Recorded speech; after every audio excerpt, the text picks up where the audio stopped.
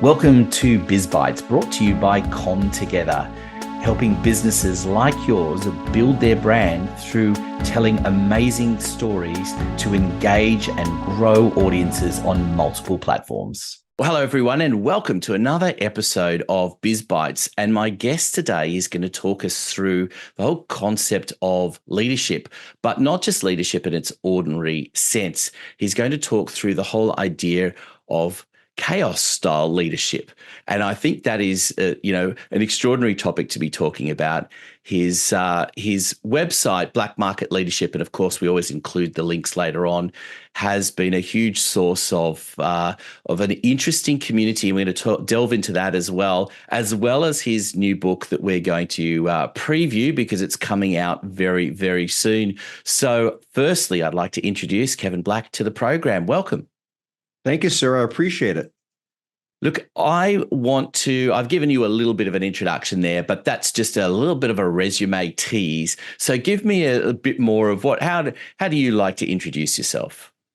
I introduce myself. I'm a U.S. veteran Army officer who one day read Ayn Rand and decided to do something productive with my life. So I left the Army. I was a professional soldier. You'll laugh, after 10 years of uniform, 4 in a military school and 6 active duty, I had this epiphany, and that was I never liked taking orders from people. So I'm a slow learner, and I said, you know what? I want to work for myself.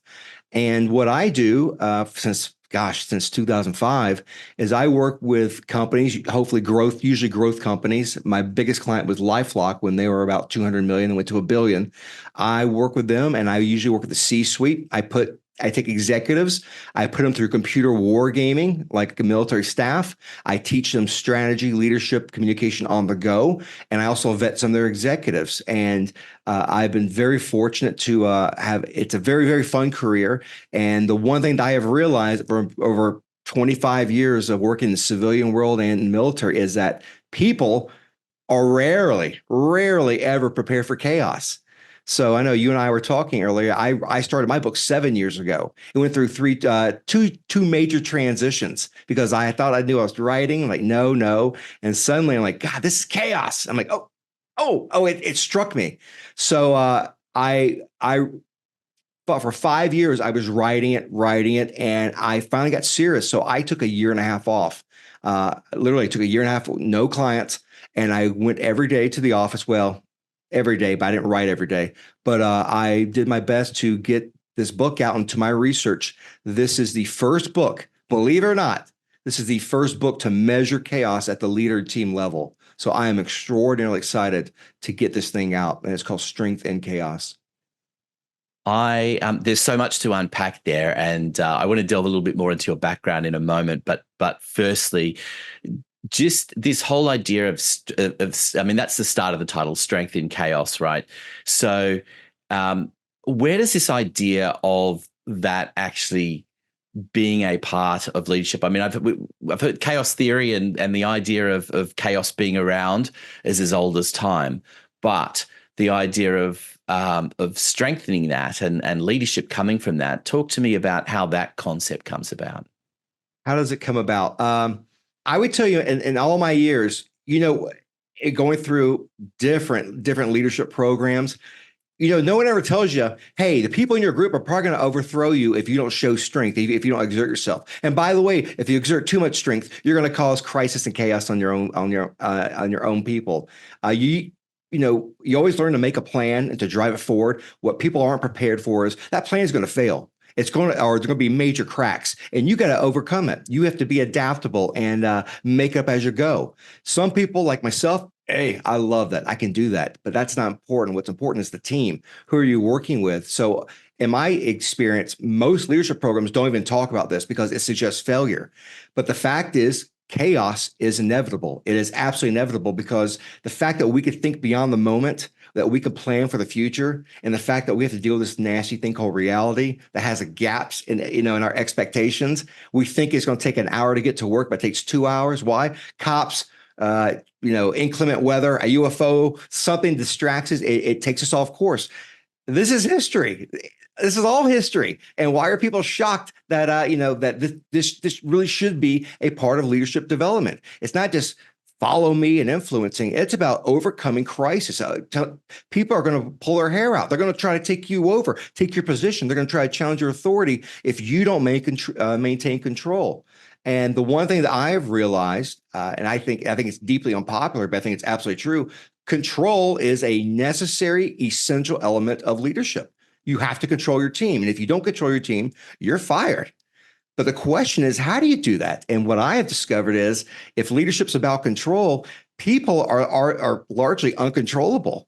You got to influence them. Hopefully, they're going to do what you want them to do. So the question is how. So these thoughts, these ideas have been percolating for over 2 decades, and then one day I just sat down and started writing it all down, and I created a roadmap of what it looks like, how to pinpoint where your team is in chaos, how to anticipate, predict what's going to happen once you're at that point, and how to redevelop teams to overcome it, to gain strength. And when I say strength in chaos, what I'm really saying is exceeding expectations when the odds are against you, when uncertainty is surrounding you, where most people fail. That's what a real strong team is. It's not this inverted morality where strength is enduring pain.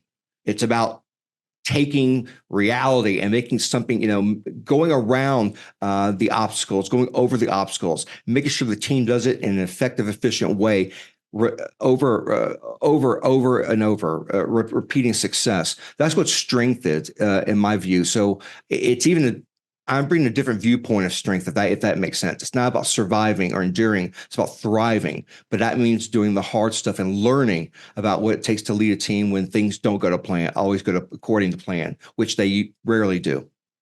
I mean, does a lot of that come from the military background? I mean, because if we, the truth is that as organized as the military can be, it is still chaos when you actually get onto a battlefield. It never goes exactly according to plan. And somehow I gather also, I haven't been in the military, but having spoken to many veterans over the years, that there is that you do have to find that strength, don't you? Because it's not just strength on the battlefield itself, it's to thrive beyond the battlefield, which is an interesting one. And we'll talk about some previous guests that I've had that are thriving as a result, but there are many that aren't, of course. So is that where some of this idea is embedded in? Absolutely. There's probably 150 years of business history in terms of management theory, business books. There's over 2,000 years of military history. And I think it was the Prussian general von Moltke who said, I'm paraphrasing, he's like, once the first shot is fired, the plane goes out the window. So armies have always good armies, good leaders have always recognized that plans rarely ever go according to plan. And in fact, I would tell you, because it's so ingrained in us, and I say ingrained, it's because of the way we think, the fact that we can think beyond the moment, we can plan ahead. But there's so many variables. People do things you wouldn't think they do. The competition does things. It upsets your plan, and how do you react? I've been shocked that when you read military history, this is really common. And it's the failed military leaders who make these really, really deliberate, thick, phone book thick plans for battle, realizing that once the enemy goes left instead of going right, which they should have gone, it's off the window. You got to restart over. And so you can see how that can not just affect the leader. And I say strength and chaos. It's not just the leader who has to be strong. It's the team. The leader's responsibility is making the team strong. Who cares if you're an effective leader? If your team doesn't perform, you lose.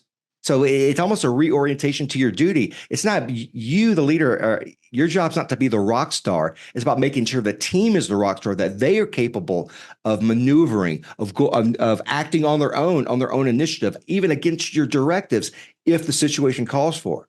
So how do you do that?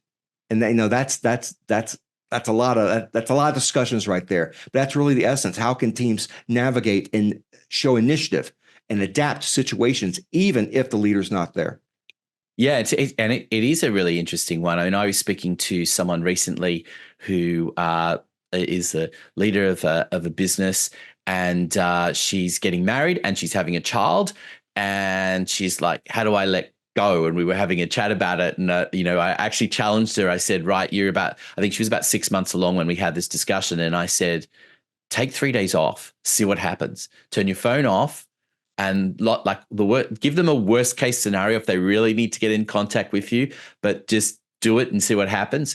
And the business survived, and it's going to thrive without her. So which is fantastic because she's positioned it well. But I think the whole idea of leadership, I think, is a really difficult concept. I hear that term being thrown around all the time. I hear it from little kids, like from in school. You're going to be a leader. You're going to be a great leader. And it's like, really, is everyone going to be a leader? I think it's a term that has got muddied and lost as to what it actually means. So, and I think it's important in what you're talking about here. So, how do you define leadership? So I actually have a definition, and before I get my definition, I totally agree with you. Leadership has it's either a cult of character, a cult of celebrity, or it's become a sacrosanct, as if it's a religious, the leader, the shepherd. I see it completely different. I see leadership as a role. And if you're not fit for the role, then you shouldn't be there. But it's about actualizing a vision, accomplishing a mission. But my definition of leadership, I'm going to say it's one sentence, but it's 4 parts. It is the art and science of influencing others to actualize a vision in the most constructive manner, practical. And all four of those parts can actually be explored. But there's a science, and it's a body of knowledge, 2,000 years. But it's an art because each of us have different behavioral profiles, and we stylize that art differently. It's like you and I reading a book about sharks, and we read a book about sharks, and they say, "Hey, your mission, our mission is to write a similar book." You and I could have the same education, Anthony, and yet you and I will write differently because of our natural behaviors, our education, our experiences. That's that stylized application. I say it's influence because the opposite of influence, as I write it, is obedience. You're demanding compliance, meaning you don't want people to think on their feet. You want them to pull levers, to act mechanically. You're like the chess master for a chessboard. Well, guess what? When friction comes, when the fog of war comes, and your competitors start doing things that you don't want them to do, or your people start leaving, your talent starts leaving, you got to act. Your people have to act without you. And if they can't act without you, you're dead in the water. So you have to influence them. You have to, I hate this word, motivate. You have to inspire them. You have to establish a kind of trust where they are willing to show discretionary effort, to go above and beyond because they know you have their back, to make those decisions on the ground that can affect the strategy. Now, how they do that, that's a whole nother thing. And the big thing is really, it's actualizing a vision. And I say this, it's not accomplishing a mission or accomplishing a task. A vision is big and broad. You could have millions of tasks involved. You could have thousands of missions involved, or maybe a couple missions, whatever. But people know the general thing, what you're going for, what success looks like. You are giving them the permission, and you're empowering them to act on their own. And that's key here.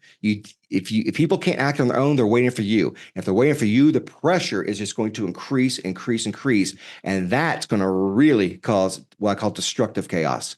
So that's a long definition, but I think you see why I did it's that. A really important one because I've felt this myself as well, that buying into a vision, it's often given. I think that's one of the things that happens a lot in business, that it might be the leadership team, it might just be an individual CEO or a business owner that sits down and works out the vision of the organization, and you deliver it to the rest of the company, and you just hope that they buy into it and they all just kind of nod their head and say yes. But it's very different to them actually buying into it. And I think if you don't get those people right in the first place and have them attuned to your value, to a shared set of values, then ultimately it's not going to work, no matter how great the people are individually at their jobs. And I know we've even experienced it as a small business myself, that we recently sat down and reworked the vision, and we've actually our vision is really more or less summarized in one word, and the team have started to really buy into that. And I think that makes a huge difference, because it is definitely that struggle of being able to take people along for the ride, that allows you then to see if they will buy into it, because that, if they share the vision and they share your values, then leaving them alone should say, well, we know what we've got to be doing because we're all on the same page. Or yes, I totally agree. And, one of the examples that I was debating putting in the book, I have a hole in the book that I have to fill, but one of the examples I think of is Disney. Disney is just, Disney is in level 4 destructive chaos. It is wrecking itself because 30 years ago, its vision, I don't know the exact vision. I don't remember what Walt Disney wrote, but in essence, it's a family entertainment business. 40 years ago, if you polled the nation, both political parties, they hate each other, but 90% agree that is a family-oriented business. And now, modern day, half the country thinks that, is a place for adult entertainment, to say that.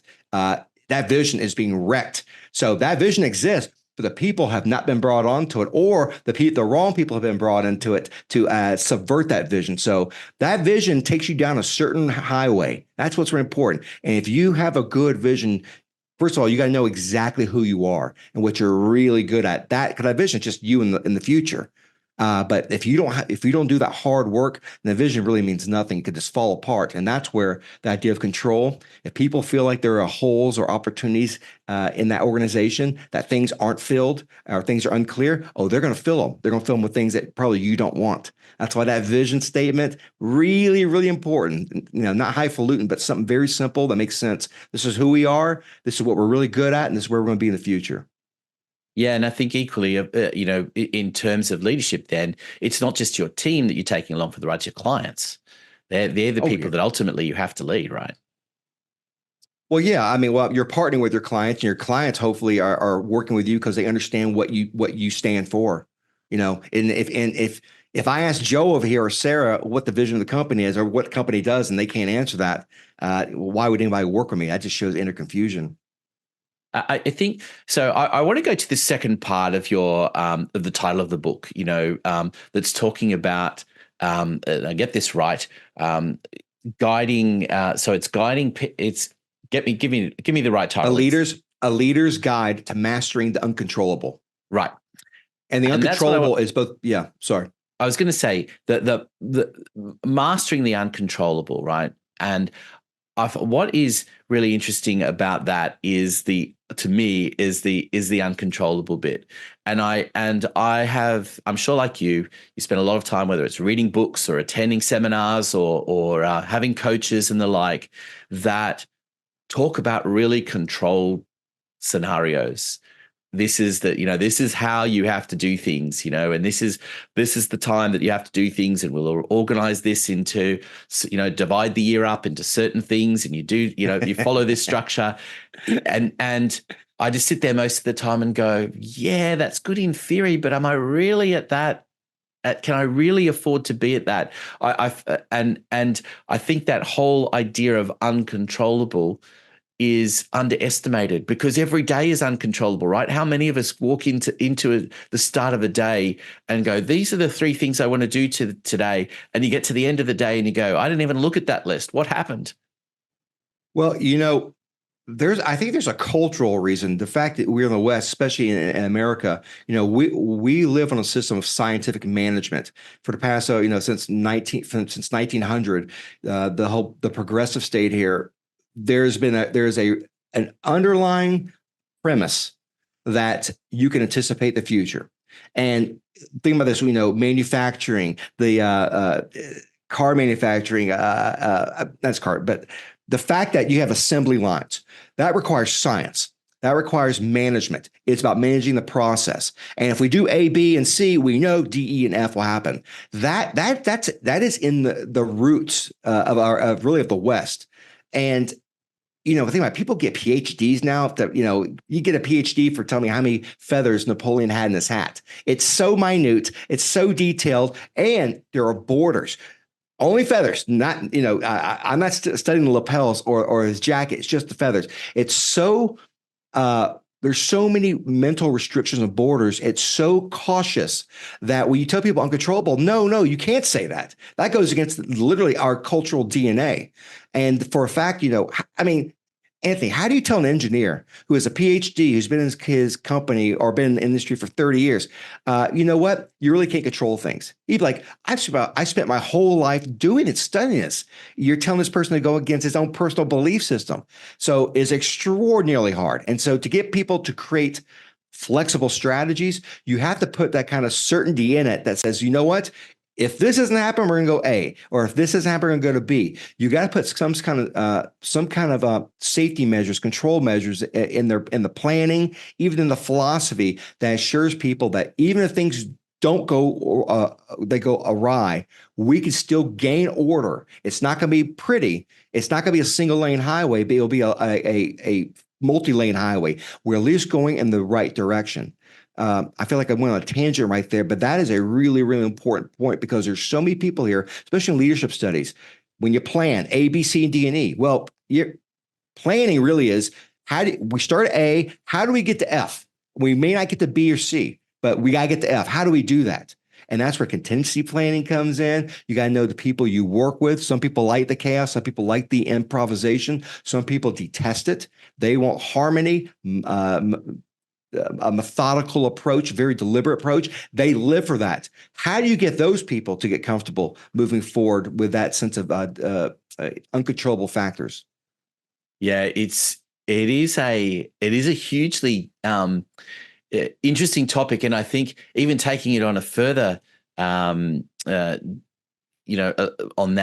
is that here we are in a world that is utilizing AI and automation and in such a way that it's trying to control everything.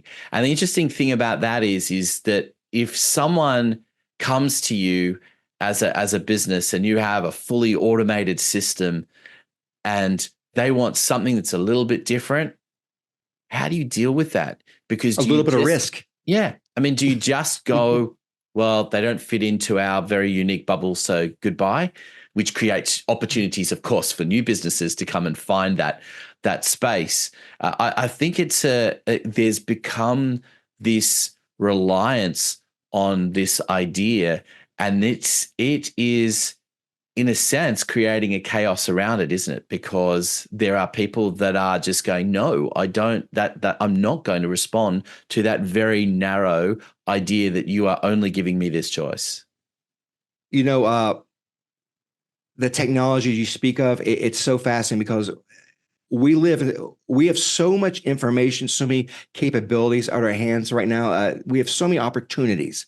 But what happens is when you use AI, not when you use AI, but when you over rely on AI or this technology, you're eliminating risk. You're subconsciously developing yourself to avoid risk. Well, guess what the uncontrollable is? Guess what chaos is? It's about, sometimes you got to make it up as you go.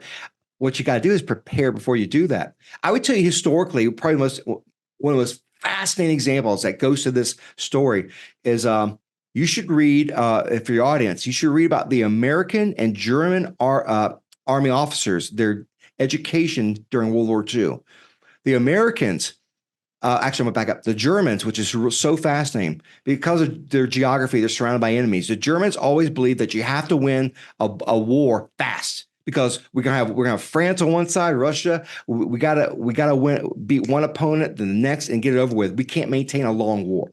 So what they says, you can't plan for the future. There's so many uncertain things. But what we do is we make it up as we go. That's why our smartest people, go to the front. We elect them on character, not logic, not your GPA, but like the football player, the soccer player, the people who have the grit, who can go around, who can take the beating, keep moving. They would select those people as their officers because they knew they could improvise. They had to. The Americans, on the other hand, because we live in the industrial age, our smartest were based on logic, GPAs. We think of the IT nerd. That was the ideal officer. And those people went to the rear because they would do signal, they would do communications, the things that enabled process, that avoided risk. So there's a fantastic book for your audience called Command Culture, and you see how these people thought and how they planned. So you wouldn't be surprised then that when the Americans, even today, when officers or units would do like a war game, Americans take us a scenario. You start here at Monday and end here on Wednesday, and it ends here on Wednesday at noon or at midnight, and it's just a slip scenario, and it may like slice of a battle. The Germans, on the other hand, during World War II, when they trained officers, they would start this huge war game. Go, the war starts, finish it.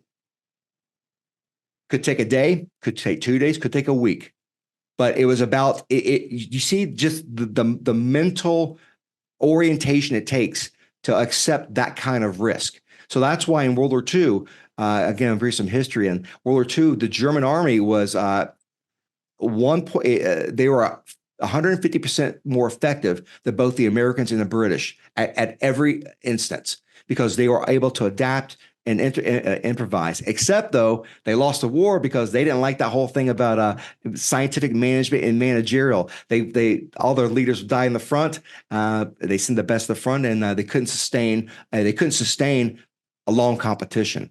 So those mindsets really, really, really affect how people act, how they plan, really everything about the company, even the culture. Do you reward people for breaking rules or do you punish them? Yeah, it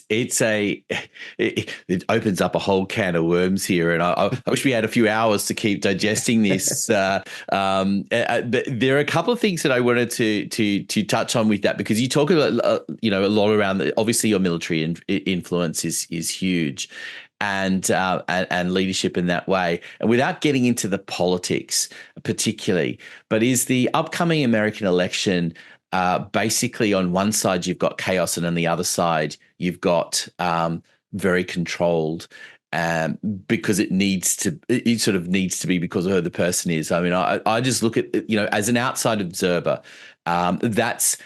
is that a fair way of describing the two different styles of leadership? So I know what you're asking, and first of all, before I answer your question, when I say I measure chaos, I have a chaos model. There's good constructive chaos and destructive chaos. Each constructive chaos is like eustress. It's like working out. Destructive is distress. It disintegrates the power of a team. Level 1 destructive chaos. Level 1 is called disunity. Okay, that's where your team, for whatever reason, doesn't want to work together. I knew this question would come up someday, and I would say this. My book, you can find parallels, but I talk about teams, leaders and teams. The United States, our country, is not a team. We're a group. I don't care about my neighbors. I have my own goals in life. If California sank, I live in Arizona. If California sank, I wouldn't care because I don't like California. You can probably tell. To answer your question, both politicians, leadership is about control. It's the different type of control. Some leaders create chaos because they tighten control over the team because they fear that chaos is going to things going to spin out of control. So they tighten things around them, and by tightening rules, restrictions, they dispower. They take away power. From people. People are not. They don't feel free to act on their own conscience, on their own accord. So they can go from what I call mechanical compliance. They just come in to collect a paycheck. Malicious, where like, oh, you want to do that, boss? Sure, I'll do it for you because I know you can get fired for it. Or deliberate resistance. That's where the control is so bad that people literally sabotage and try to destroy. So politically, what do I think? I don't know. Probably national divorce. Or a third American Revolution. Second was a Civil War. So who knows? Yeah, we won't get into the politics of it all because that will take it all. But it was just, as I said, it's just it's an interesting. We live in an interesting world at the moment where these different kinds of leadership, I think, is there, and I think the stuff that you're talking about is very. There's a shift, I think, that's or a divide at least between those different styles that's existing, and it's not just in the US; it's happening. Well, when I say I wouldn't necessarily say it's different styles. I know what you're saying about style, but I would say it's different focuses. Over here, one party is about government control. The government has the final say in everything, and like that's New York and California. I mean, the government literally just steps in and interjects into individual rights. There are other states here that actually say, you know what, they say we want to control, but it's minimal. It's minimal to keep the government going, and we want people to exert the rights. And if people get offended, oh well. So it's really two types of control, at least two different focuses. One is, one is pro-government, the other is pro-right, pro-individual liberty. And that really is, I would say, the focus. So when I say, a national divorce, if there ever is, you find like Texas, Florida, the states who are probably doing the best, the more free market, they would probably work together. And the more centralized, New York, New York, California, you can on the coast. So it's funny. You can see the different orientations, but there probably are some lessons for chaos. But luckily, I wrote something that will keep me the hell out of that.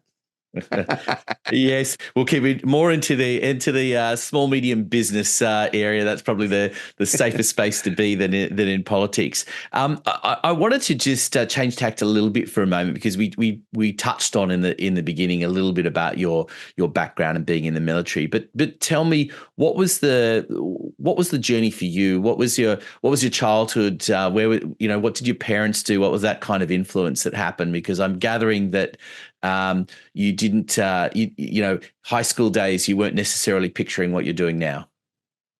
When I was a kid, I always wanted to be a general and fight in battle. You could probably tell I'm an intense guy. So I grew up in the deep South. I grew up in Georgia, Atlanta, and your audience may not hear it in my voice, but there's certain words that I say, like because, and you're gonna laugh. People say cement. I call it cement. And where I grew up, every soda is called Coke. Hey, Anthony, you want a Coke? Yeah. What do you want? I'll take a Sprite. So I grew up in the South, but I was a 4-year. I wrestled in high school. I was about combative sports. I went to the Virginia Military Institute, which is basically West Point for the South. I was there, and this is interesting. I was there when the Supreme Court made force us to have females come in. At school, 157 years of all male. So I saw chaos from the college days as a cadet, saw it in the Army. I volunteered for the war. They sent me, and I got to see amazing things. But after 6 years of active duty, I saved up like 50 grand. I'm like, I'm done working for the man. I'm gonna work for myself. So I took a year off. It was so great. I enjoyed myself. But then I had this idea about, hey, I love playing war games. I love philosophy. I love history. How about we use computer wargaming to help students learn about history? And I explained I explained this idea about having people come play the war games and learn things from it. Explained to a family member, like I should go to colleges with this, and they said, hell no, go to companies. They'll pay big money for that. So that started my career with these companies. And my favorite client was LifeLock. I was with them with 200 million. They went to $1 billion. They used my strategy template, and I can't tell you that the permission, but the wargaming, the experience, the learning of strategy and leadership under pressure, it gets so fun. It's so intense that the first time I did this, I had a chief marketing officer punch a founder in the face. So what happened is, not only are my workshops educational, and you take that template to use it for your company, it's also a vetting system, because I get to play, you might say, the bad guy. I can have a group of 10 people, and Anthony, you're the VP of sales and you've missed 2 quarters. Guess who brings it up? I do. I bring it in front of everyone, and you and I have a come to Jesus meeting in that. So the chief executives who hire me, they love it, because I get people on the train, I get people moving forward, and usually we have one casualty per workshop. Usually someone is removed because they don't get on that train. So I love what I'm doing, but I love chaos. It's such a fascinating story. In my book, I cover 8 different historical examples going from the ancient Greeks to modern day. And I show you how each of these levels actually apply. So there's real universality to it. And that's why I'm hoping that this book could support business owners, founders, and even the military. I think I can imagine senior military colleges bringing this book in, because again, there is no book that measures chaos like that. I'm really looking forward to reading the book and understanding, particularly, we've hardly even had time to touch on the whole idea of measurement of it, and it's maybe something we've got to come back and have another crack at. I Sure. want to ask you though, particularly for the small medium business owners that are out there listening to this. Give me a tip or two for them. What is it what are some of the things that they should change in the way they're thinking that is going to attune them to this idea of that you're putting across? Well, if we're talking about an experienced business owner, they know that, no matter what strategy or plan you has, it usually goes right to hell once you cross the finish line. So many good people leave because there is no direction and order. The fact is that no matter the type of training you go through, under current circumstances, nothing is preparing you for chaos. So what I would say is, if you really want to gain a competitive advantage in terms of execution, you have to learn how to create a professional team. And I say team, I don't mean company. I mean teams. Chaos is measured at the team level. That could be a business function like sales. It could be inside sales, outside sales. But you have to focus at the team level. Your people have to know how to plan flexibly, how to put the right people in the right roles. There are a lot of things that don't come naturally. Just, you're in a leadership position, we should do this and this. I provide a roadmap. So I can say, if you're interested in flexible planning, if you're interested in getting a competitive advantage, I can show you how to create the kind of culture, how to hire the right people, how to get the right people, how to put the right people in the right teams, and how really to make sure that your team can pivot faster than your competitors. Because believe it or not, there is an art and science to it. And that's why I'd say there is an art science to chaos. And if you're looking for support, I can support you. And on the subject of that, I mean, it's not just the book. I love the play on your name and go give us the title of the website, because it's a great play. Oh, thank you. Black Market Leadership. And believe it or not, I got trademarked. I got, Fantastic. who the hell guessed that? I know, Black Market Leadership. And the book, though, if you're interested in the book, is called thechaosbook.com.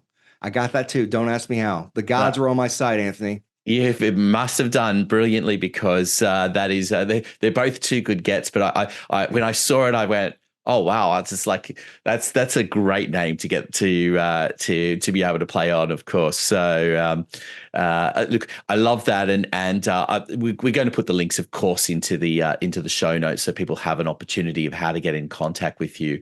I feel like we could talk for hours and hours, because there's so much to unpack, and as I said, I'd love to unpack that whole idea of measurement as well, because it is, and just as a bit of a tease, I think measurement is such a difficult thing these days, and anyone that's in marketing knows that measurement is ridiculous.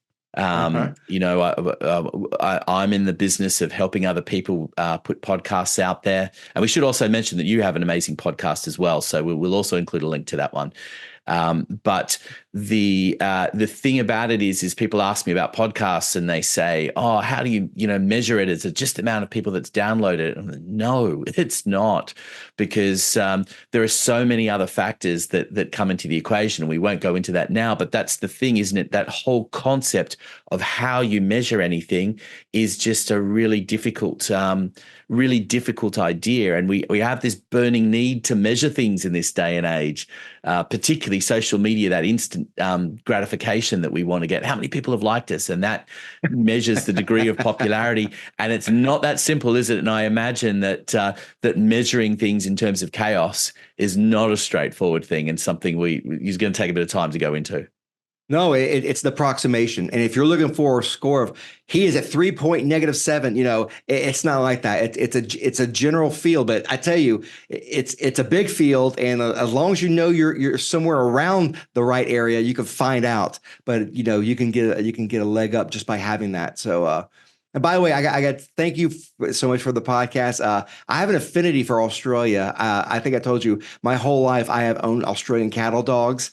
And by the way, the genesis of that, when I was a kid, I watched Mad Max 2 Road Warrior. Like, that is a cool looking dog. So we have Australian cattle dogs. I got one by my feet as I talk to you right now. So they're interesting little guys. But man, I have a total affinity for that side of the world. So I appreciate you reaching out and having this discussion with me.